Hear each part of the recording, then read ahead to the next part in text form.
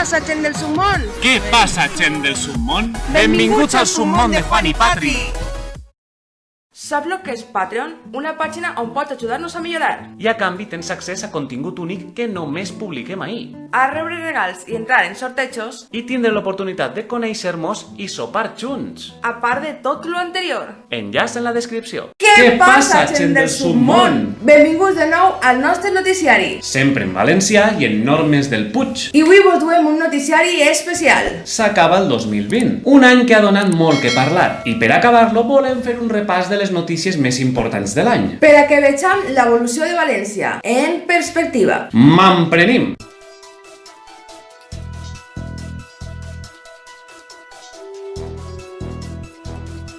Potser el que més ha destacat la societat d'este 2020 és per la gran histèria col·lectiva que provoca l'alerta sanitària pel Covid-19. Desenes de supermercats se quedaren sense res i la gent inventava mascaretes a la desesperada, algunes molt perilloses. També ha sigut un any ple de reclamacions i protestes, com la de 53.000 banderes espanyoles en la platja d'Alboraya o la pancarta comunista a favor del dictador Stalin col·locada en les torres serrans del Cap i Casal. 2020 també ha sigut un any lliberador i és que el número de nudistes s'ha disparat degut al confinament. Inclús s'ha vist a diverses persones recorrent els pobles de l'Horta de València nuets en bicicleta. I com no, tenim que parlar de l'estafa de 4 milions d'euros a l'AMT, que continua investigant-se.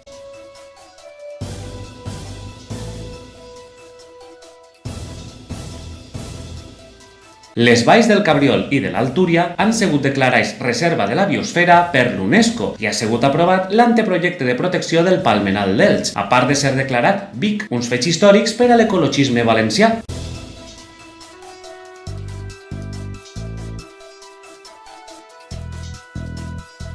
La política valenciana també ha patit fets històrics. El Regne de València té un nou rei, Carlos Javier de Borbó-Parma, pretendent carlista al tro d'Espanya, que xura els furs del Regne de València, convertir-se en el primer Borbó en xurar-los en tota la història.